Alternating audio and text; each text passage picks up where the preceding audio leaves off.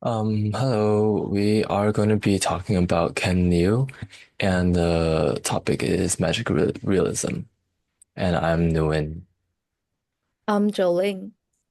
And I'm Nolan. I'm Days.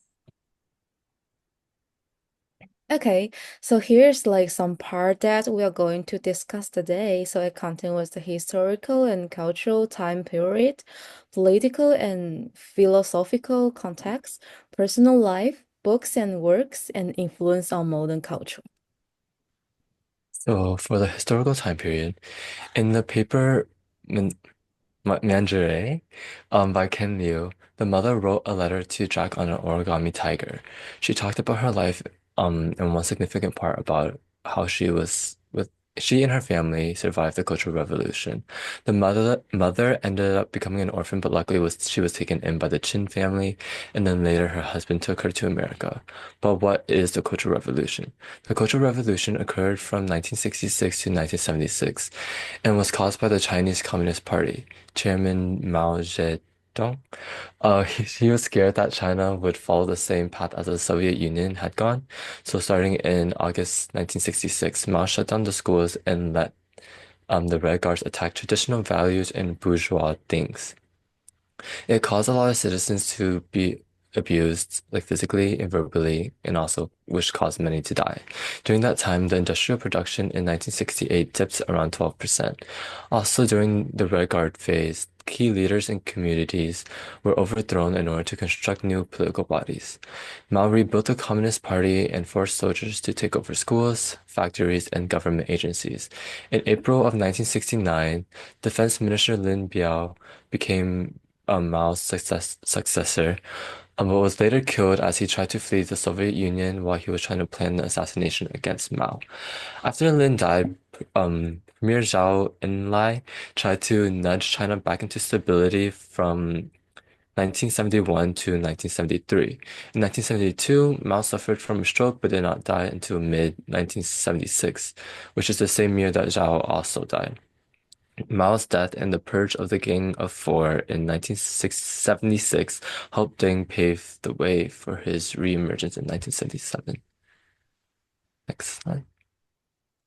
So for the cultural time period, in the story of how the dad met the mom, they mentioned something about the introduction service, and how it was used in the story was that dad was flipping through a catalog full of info and pictures of women.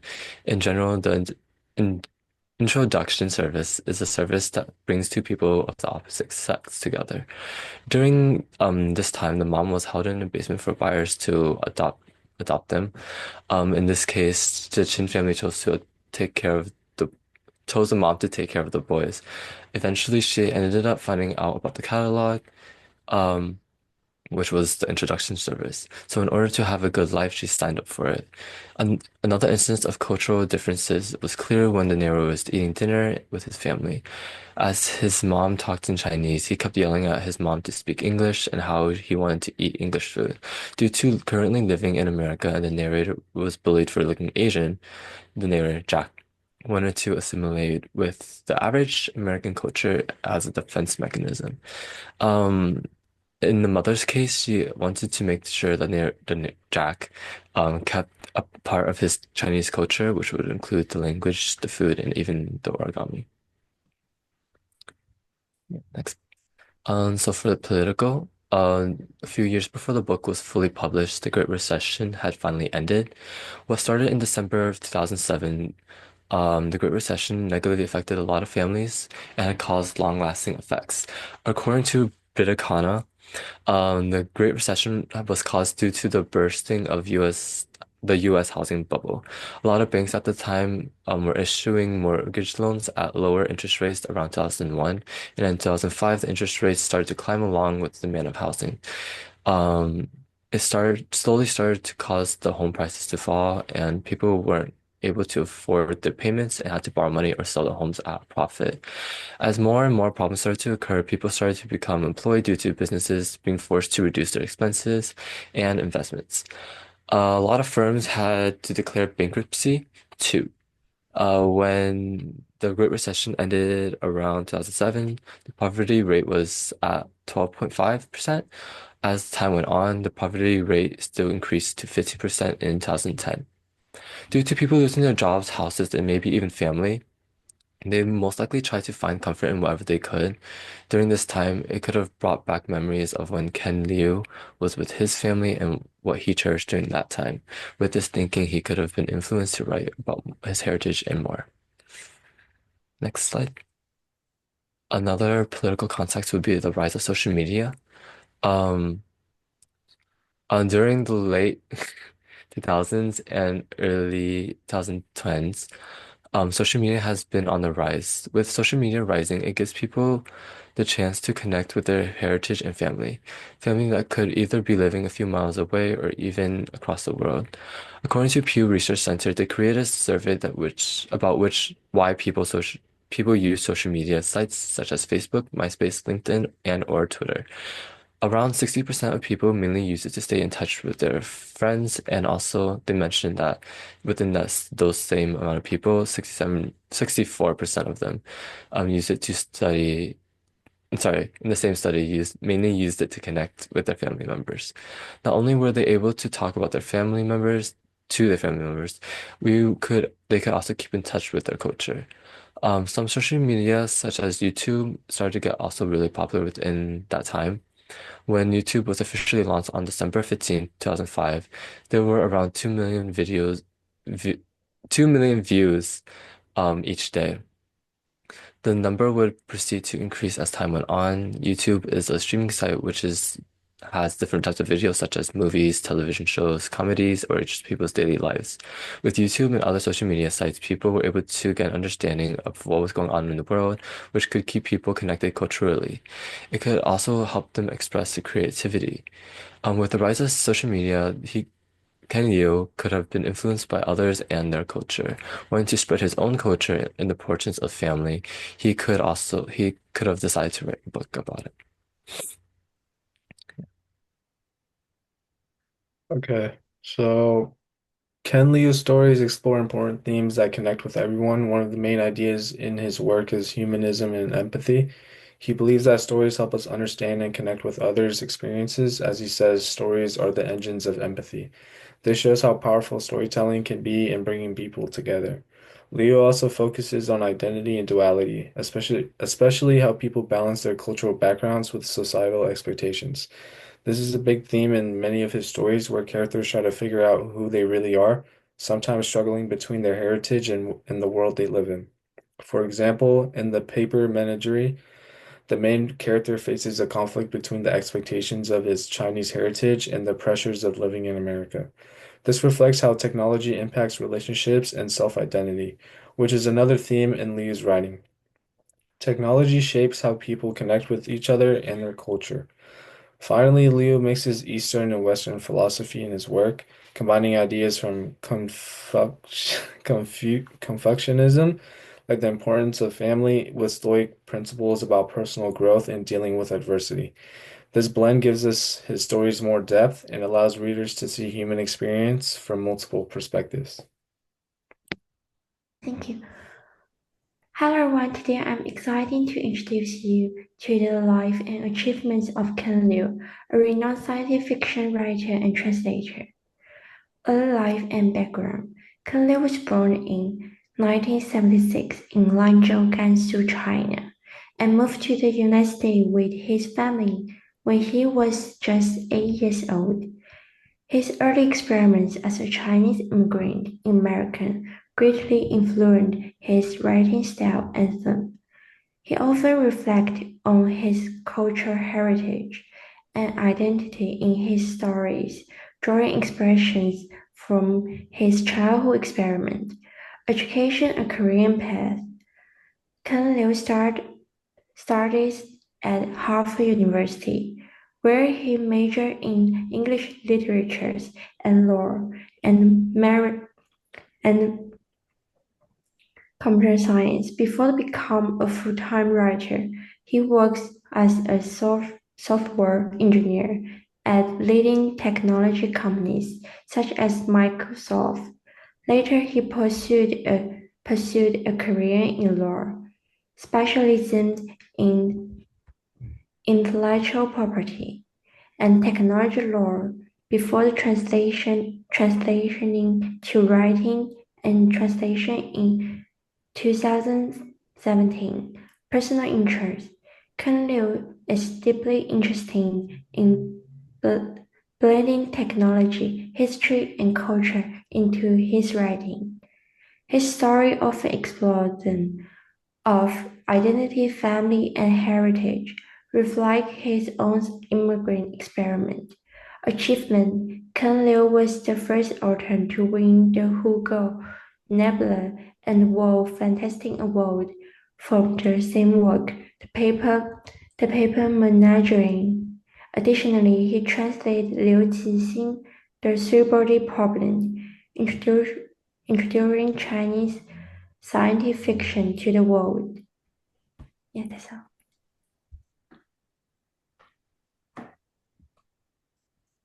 So today I'll talk about the books and works by Ken Liu. So the first book is The Algorithm of Love. It's a work published by Ken Liu in 2004. So this story tells that Elena, a genius in robotics and language algorithm, so she created a very realistic robot doll, and this was very popular among the people. But like after she lost her child, like during an accident and pregnancy and could not have another child, she became obsessed with making robot dolls to comfort herself and other mothers who had lost their children.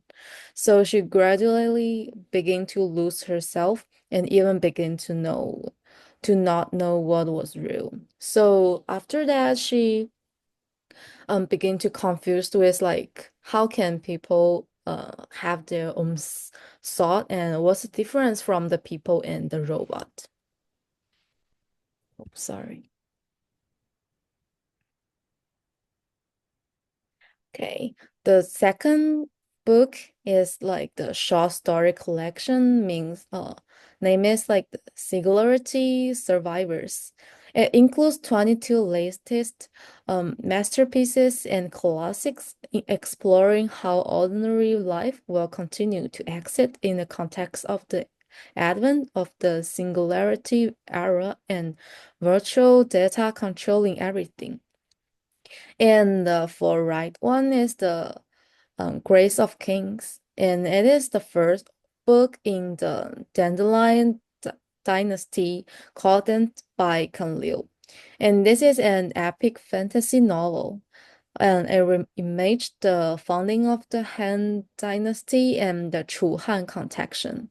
And it depicts the brutal consequences of the clash of ideals, showing the cost and impact of love, friendship, loyalty, mm, betrayal, war, and ambition as realistically as possible. So this book is different from others because this book is like uh it's like about the real world in Chinese history, and also the main characters is like the real characters in Chinese world. Okay, so for this book, it's like a book we read recently, and it is the short story is the paper Menagerie is the first work of fiction of any length to win all of the Nebula, Hugo, and the World Fantasy Awards. So it tells the story of the relationship and conflict between a Chinese mother and her American-born son. So the main character is the boy called Jack, and like as his like childhood, like he very like his mother and also like the paper animals made by his mother.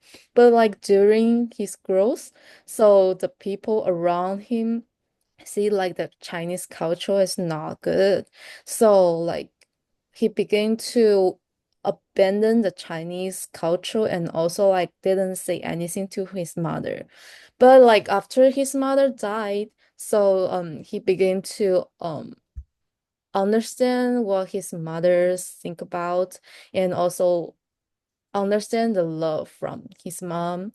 And also like the most important, he began to like pick up the innocence that he lose before. And the story uses the magical realism to show the issue of the cultural identity and emotional barriers faced by Asian Americans. So these two books is like the work that translated to like the Chinese into English like by other actors. So he has like translated the work as multiple Chinese authors into English, includes Liu Cixin. So for the left one is the three body problem from Liu Cixin in Hao Jingfang, Chen Qiufan, and Xia Jia. So his translation of the three body program is like this one. So it helped the book become a bestseller to English readers. He has also worked as an editor while editing the Azology, Invisible Planets is the right one. So this one is like the translated the stories contain like within and from Chinese into English. Um, so influences on modern culture. Ken Liu has become a bridge between Eastern and Western literature, hoping to bring new ideas from both sides of the world. His work often touches on themes like identity and heritage and the immigrant experience, topics that many people can relate to.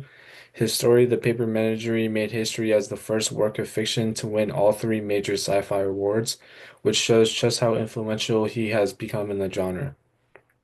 As Leo puts it, good fiction allows us to empathize with lives different from our own.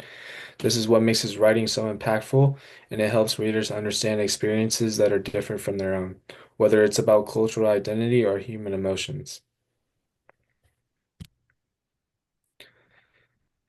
Ken Liu's writing speaks directly to the challenges many Asian Americans face when it comes to balancing their heritage with living in a different culture. His story, The Paper Menagerie, captures the struggle of staying connected to one's roots while navigating life in a Western society.